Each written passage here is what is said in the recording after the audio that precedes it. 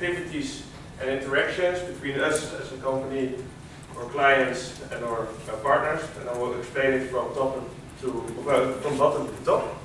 Thì tôi xin được giải thích là cái hoạt động và những cái mối quan hệ giữa công ty mẹ là công ty CBI với các partner và các khách hàng như thế nào.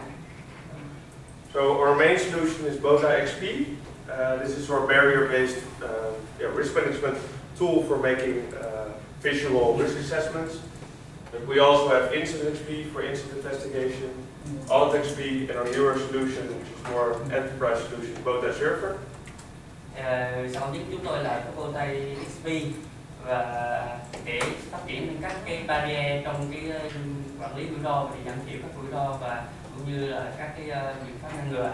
Thì chúng tôi cũng có phát triển là phần này là Incident XP là để điều tra các tai nạn sự cố, và Audit XP là cái quản lý về các cái yếu tố an toàn để đánh giá xem là các cái yếu tố độc yếu đó thì nó có được duy trì tốt hay không. Và chúng tôi cũng phát triển thêm một số cái khác như Bowtie server, thì cái này thì cao cấp hơn, là dùng Trung connect toàn bộ các cái khách hàng lại trên server chung và có sự quản lý của CBI. Tức là mô hình Bowtie server là tập đoàn, tập công ty. So as a software company, we focus mostly on the research and development of the software. In order to keep it up to date, we work closely together with industry and academia all over the world. Thì chúng tôi thì chủ tập trung vào là phát triển và nâng cấp phần mềm này. Thì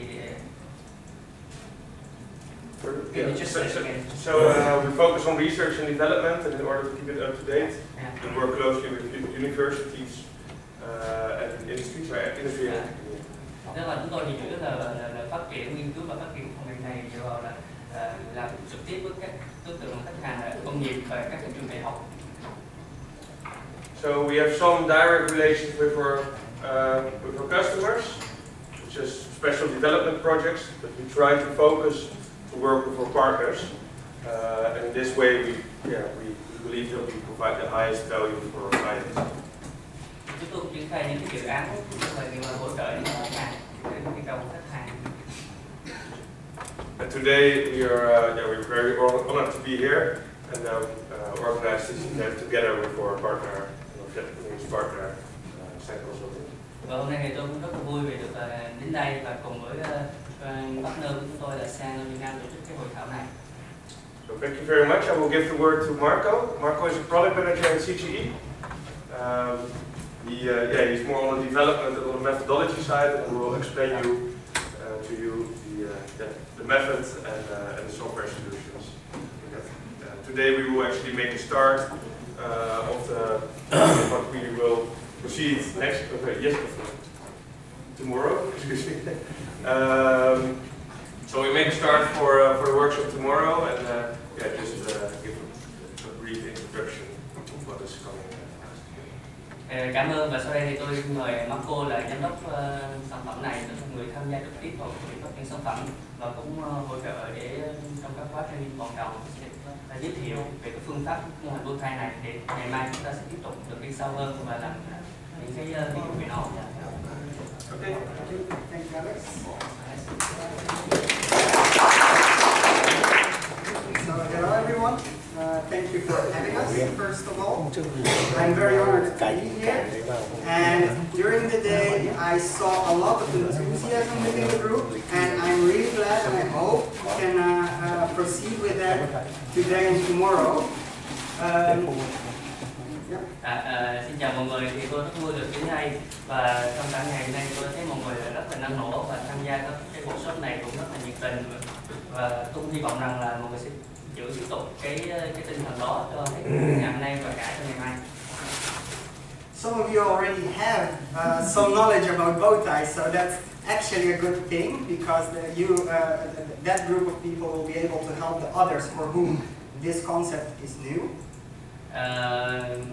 Một số quý vị ở đây thì đã được giới thiệu về cái cách mô hình Bowtie sáng nay và lãnh đạo rồi, cho nên là sẽ rất là hữu ích cho cái việc của anh này sắp tới sẽ giới thiệu thì nó sẽ dễ dàng hơn nhiều. So the program for today and tomorrow consists of several different topics. The first one, which we will cover today, is the introduction to the Bowtie, with 3 subtopics in there. Đây là chương trình cho ngày nay và ngày mai thì sẽ gồm có 4 topic. Thì topic của buổi chiều còn lại ngày hôm nay, phần đầu tiên là giới thiệu đến cái bước đầu giới thiệu cho phần Bowtie, thì gồm có 3 cái topic như này. Then tomorrow we will continue with Bowtie in practice. Today you learned something about has it. Tomorrow I will show you how you can transform that has it into a Bowtie using the software. Ngày mai thì các bạn sẽ được thực hành phần mềm Bowtie này. Thì ngày hôm nay thì các bạn đã được học, giới thiệu về cái phương pháp has it. Thì ngày mai anh sẽ giới thiệu cho các bạn là cách làm, tôi sẽ giới thiệu các bạn cách làm thế nào để sử dụng has it sang mô hình Bowtie. And other than that, we are also going to take a look at advantages. What will Bowtie give you extra other than what you already know?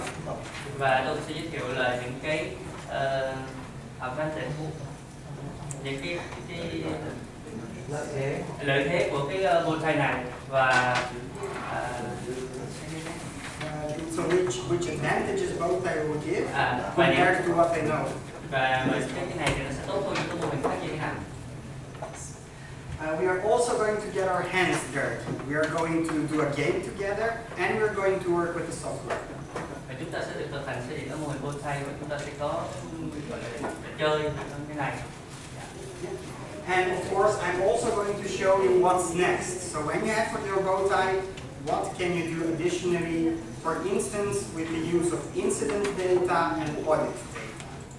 Và sau khi mà các bạn đã có khái niệm về Bowtie rồi thì tôi sẽ giới thiệu đi sâu thêm nữa là cái điều sử dụng Bowtie thì ta sẽ có như thế nào, và cũng như là để kiểm soát và theo dõi cái công tác bảo dưỡng sửa chữa của cái an toàn.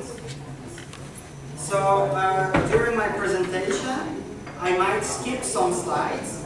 I put them in there for reference material, but due to the time, I might skip some and just briefly explain the concept and then discuss that with you. Thì trong cái phần trình bày của tôi thì tôi sẽ bỏ qua một số cái slide, tại vì tôi để slide này để các bạn có trong USB thì các bạn sẽ tham khảo. Tuy nhiên tôi sẽ không có đi nó bởi vì thời gian giới hạn nên tôi sẽ bỏ qua một số slide. So first of all, let's talk about models. So what I'm showing you is a map of the city of London, and this map was created before 1900. Thì cái gì tôi đang show cho các bạn là cái bản đồ của thành phố London trước năm 1900. Cái underground là cái lưới tàu điện ngầm của London. So what's shown on the map is the train network over the realistic map. And what we can see is that this map is complex to read. It's difficult to find information which might be important for us. Đây là cái màn lưới của các tàu điện thì nó không hề nó rất là khó để mà đọc cái màn lưới như thế này. Yes. So that's why we as people create models to simplify the intake of information.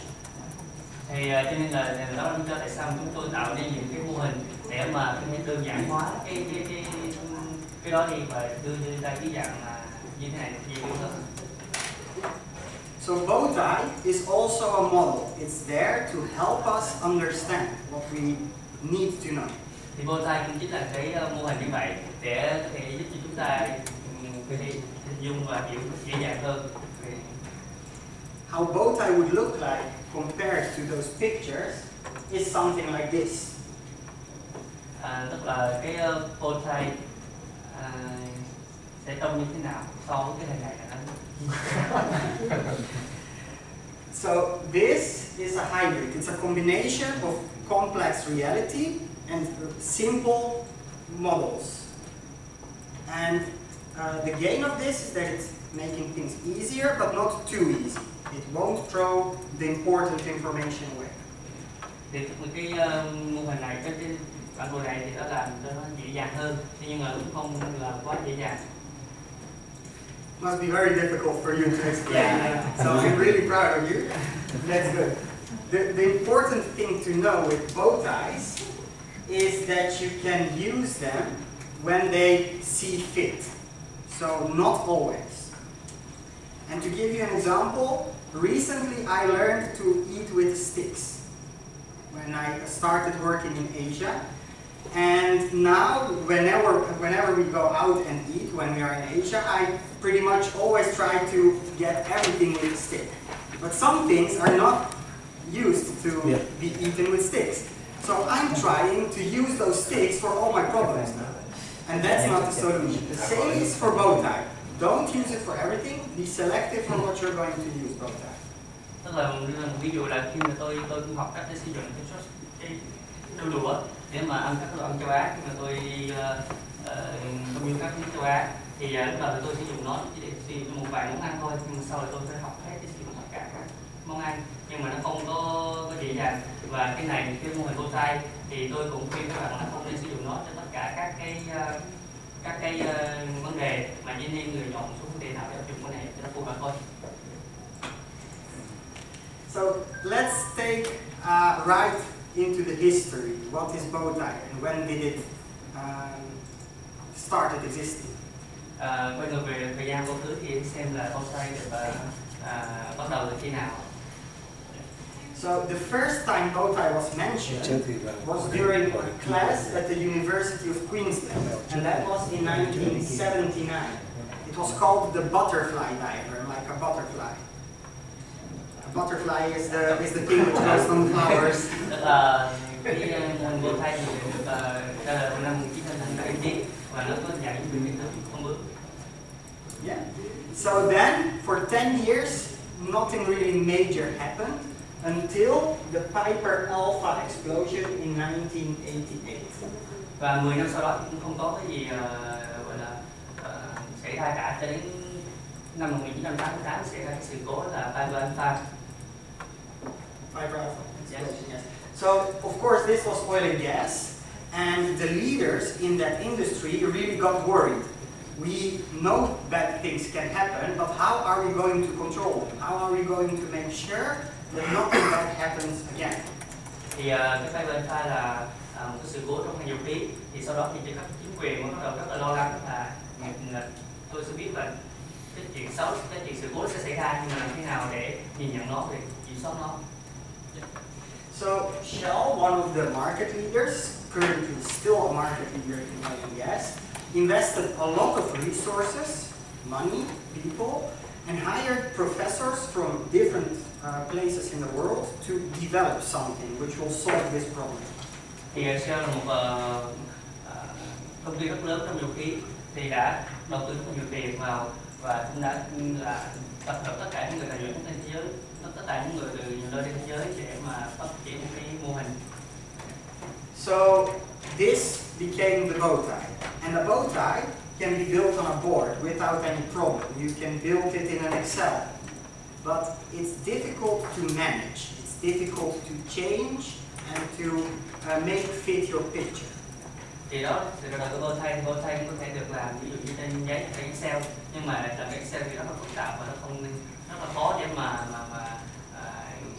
nhìn cũng như là để hiểu nó, để điều chỉnh nó. So that's why we came into the play, and we try to develop software which will make it easier for everyone to use those powerful models of the bow tie, and then manage risk in a better way. Từ đó từ vào những năm 2000 thì chúng tôi đã đến và phát triển cái phần gọi là BowTieXP. So nowadays, bow tie is used in many different industries. The leading ones are oil and gas, aviation, mining, chemical. Thì ngày nay bow tie được sử dụng trên rất là nhiều lĩnh vực khác nhau. Thì đặc biệt là được sử dụng nhiều nhất là trong các cái ngành nghề về dầu khí, hàng không, về mining, khai khoáng, với lại trong cái medical chemical aviation, y tế với lại hóa chất. There are also industries which are now coming into the growth. Amongst others, the medical, the healthcare. And we see that such industries learn a lot from the market leaders, for instance, from aviation. Thì bây giờ trong cái lĩnh vực y tế cũng học hỏi rất nhiều từ cái kinh nghiệm từ ngành dầu khí từ cái nước. So Bowtie is a model, but it's based on 3 different models. Bowtie là một mô hình và nó dựa trên là 3 cái mô hình khác nhau. Yeah. 2 of those are the fault tree and the event tree, where the fault tree shows how specific events, separately or combined, can lead to the next event, and how that can lead to ultimately something we don't want. Thì hai trong số đó là cái fault tree với event tree. Cái sự cố của fault tree là Cây sai phạm. Cây sai phạm thì nó sẽ có cái hậu quả, nguyên nhân thì có thể combine lại với nhau và sẽ đưa đến một cái Sự kiện trung gian. sự kiện và kết hợp cái khác sẽ đưa đến cái sự kiện nữa. And then the event tree shows how one unwanted event or one event can, through different conditions, can lead to many other unwanted events. Và đối với cây sự cố thì từ một cái event ban đầu, cái sự kiện ban đầu thì nó sẽ đi nhiều con đường khác nhau, dẫn đến hậu quả khác nhau. So if we combine them by flipping this one, we get a Bowtie-like shape. Đó, khi mà mình kết hợp lại thì mình sẽ có cái dạng giống như là Bowtie. So now we add a third model, which is barrier thinking from Mr. James Reason. Và cái mô đồ thứ ba đó là cái mô hình barrier. It is also known as the Swiss cheese model. Dạ, cũng giống như cái mô hình Phương Mai. That's difficult to translate. I know it is. And Mr. Reason told us, in order to earn money, organizations have operations. Aviation transport passengers, taxis transport people from A to B, I facilitate trainings, so many different operations to earn money. Okay? And that's something we refer to as the hazard. The operation you perform is something which has a specific energy in it. If that's not controlled, sooner or later that can lead to losses. Thì trong quá trình vận hành thì có những cái là nó phát sinh ra năng lượng và đó là cái tiềm tàng không nguy. So to prevent those losses, we have layers of protection in between. And you might think, let's have one which works all the time. However, in practice, nothing works every time. And that's why we have multiple layers. One fails, the other will work. Tức là để ngăn ngừa đến dẫn đến những cái thiệt hại này á, thì thường có nhiều cái layer khác nhau. Lớp bảo vệ. So when they fail, we show that by the hole in the cheese. So those holes are the weak points in our barriers. Khi tất cả những cái lớp bảo vệ đó mà nó fail thì chúng ta sẽ có cố cuối cùng. So usually, when the energy goes through one, it will be stopped because this one wouldn't exist. But sometimes those holes line up, and then a hazard still can lead to a loss. That's why we still see airplanes crashing, explosions happening, and other disasters. Khi có một cái sự cố ban đầu xảy ra thì có thể nó sẽ dừng lại ở cái lớp bảo vệ thứ hai. Tuy nhiên thì có một số thì sẽ là cùng lúc là xuyên thủng qua tất cả lớp bảo vệ và sẽ dẫn đến sự cố. So if we would combine those three, this would be the end result. But this is not easy to read. Và nếu như chúng ta combine tất cả ba cái mô đồ đó lại thì nó sẽ ra một cái mô đồ như thế này và nó sẽ không hề dễ dàng thế nào để có thể nhìn và đọc nó. So therefore, we have a communicative version, a better to understand version, and this is also directly the first thing important to understand. The model of Bowtie initially was developed for communication. Thì vì vậy chúng tôi đã phát triển một cái model Bowtie để dễ hình dung hơn về những cái layer đó. So let's take a look at how you very simple could build a Bowtie in 8 steps. Thì sau đây tôi sẽ chỉ các bạn là để xây dựng một Bowtie qua 8 bước. Yes.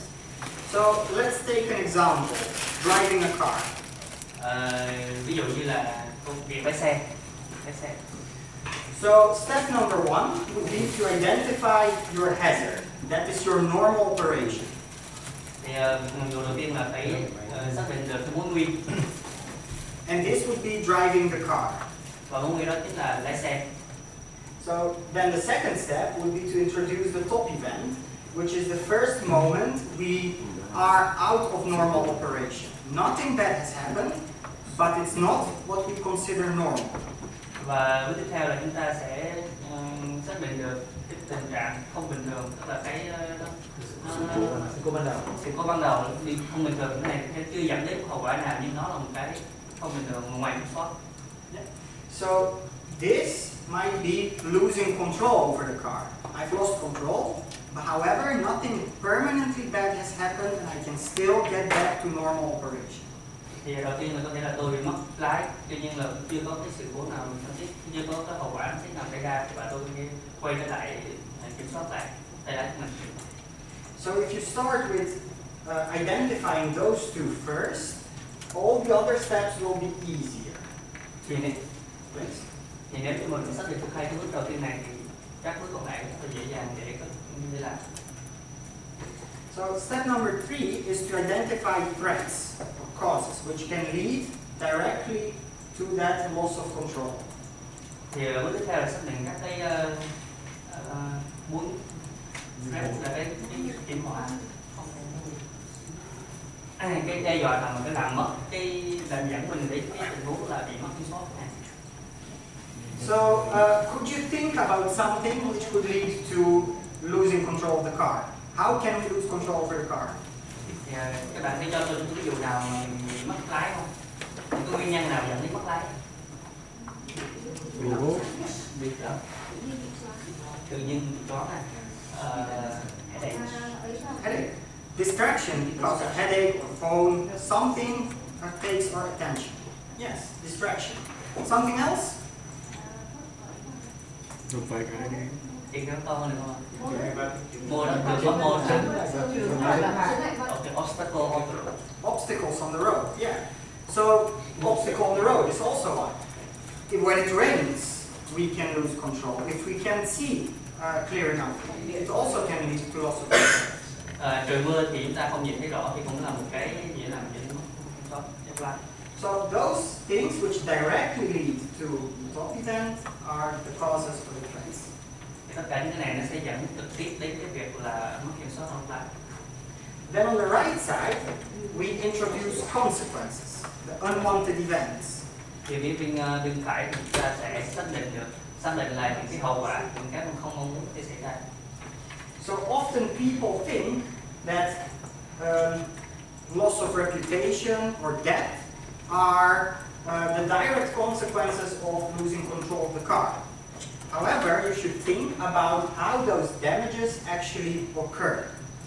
Thì thường là mọi người sẽ nghĩ đến là cái hậu quả sẽ là ảnh hưởng đến danh tiếng hoặc là chết. Tuy nhiên là mọi người theo tôi thì nên nghĩ đến hướng là làm thế nào mà nó đã xảy ra là thế nào. So, if I lose control, I will not die. Something will happen first, which will cause me to die, for instance. Tức là khi mà tôi bị mất kiểm soát lái thì có gì đó sẽ xảy ra và sẽ trước đó thì tôi mới dẫn đến việc là tôi bị chết. So, for instance, I could hit a motionless object like a tree or a wall. I could hit a car. Or some other consequence can occur, like hitting another vehicle or a pedestrian.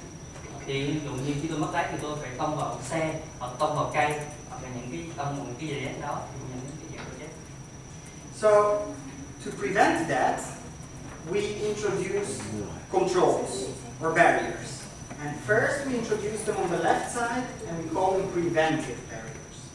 Thì để ngăn ngừa điều đó thì chúng ta sẽ đưa ra các biện pháp gọi là biện pháp ngăn ngừa, biện pháp ngăn ngừa. Ở phía bên tay trái. So the preventive barriers will help us to either eliminate the threat or make sure that the threat doesn't lead to the top event. Thì các biện pháp ngăn ngừa này thì chúng ta là loại bỏ đi các cái mối nguy mà dẫn đến cái sự kiện mất lái này. Then we introduce the recovery barriers on the right. And the recovery barriers are there to either regain control if we lose it before we reach the consequence, or to mitigate. If I hit something, I won't maybe die, it will only break my arm. Thì sau đó là bên tay phải thì tôi sẽ xác định được những cái cách mà giúp tôi có thể lấy lại cái kiểm soát lại được cái tình huống đó, hoặc là giảm thiểu đi cái sự cố đó. Có thể tôi bị gãy tay hoặc gãy chân không cái chết. So the next step is to introduce those holes in the cheese. We call them escalation factors. Và tiếp theo thì chúng ta sẽ đưa ra xác định những cái mà có thể tạo lên những cái lỗ trên cái bánh phô mai để tâm thủng vào, và những cái lý do mình sẽ làm hỏng đi những cái lớp bảo vệ này. So if I would say losing control might lead to me hitting the windshield of the car, I might have a seat belt to prevent that. Nên nếu như mà tôi bị mất lái tông một cái xe và tôi tông một cây và tôi bị đập đầu vào cái tím lái phía trước, thì tôi sẽ nghĩ đến cái việc là seat belt là đeo cái dây an toàn. However, sometimes that doesn't work because people forget it to put it on or simply don't want, they wear it behind their back. Tuy nhiên là thực tế thì mọi người thì có thể là không muốn đeo nó hoặc là đeo nó phía sau.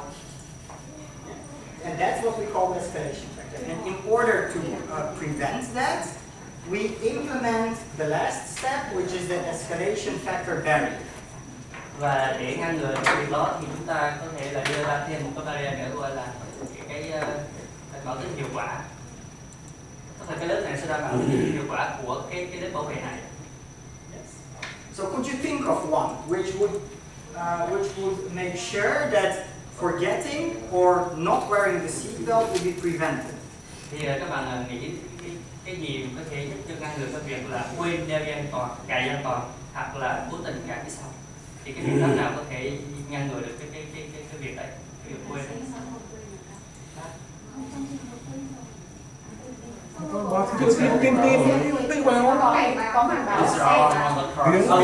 Annoying alarm. It keeps on beeping and beeping until you put it on. Thì có ảnh công tác thứ nhất là cái tiếng trong ô tô, thứ hai là nếu mà không cài thì cảnh sát không làm. Police, of course, as well. Yes. Important to understand that, of course, that's also not 100% effective. For instance, my grandpa had one of those buckles to just click it in and still don't wear a seatbelt. Tức là tuy nhiên là không phải là lúc nào cũng hiệu quả 100%.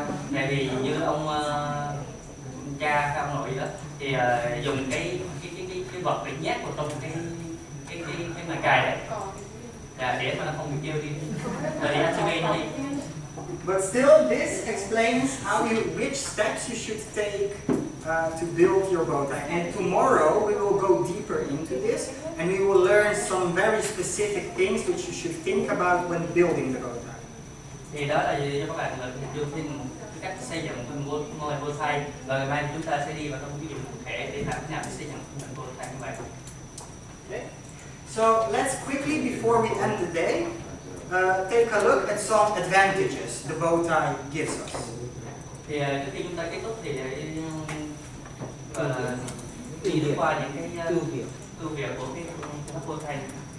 So first of all, the software we make works together with the bow tie model to take the best out of it. And this results in 7 advantages I'm going to share with you. Có 7 cái tính ưu việt của cái bow tie này và tôi sẽ chia sẻ với các bạn. So first, it's easier to communicate than a spreadsheet. If we look at this, compared to if we look at this. Đầu tiên là nó dễ để mà hình dung để mà người giao tiếp với nhau hơn, là tức là từ cái bảng này so với qua trong cái hình bow tie ra đơn giản hơn nhiều.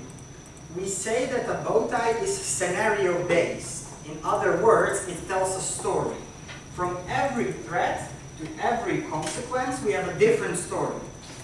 Thì các mô hình bow tie thì nó là đây là kịch bản, là từ cái sự cố cái thread ban đầu đến là cái sự cố xảy ra và sẽ dẫn đến cái hậu quả. So if I am drinking and I lose control of the car and I hit the wall, it's a different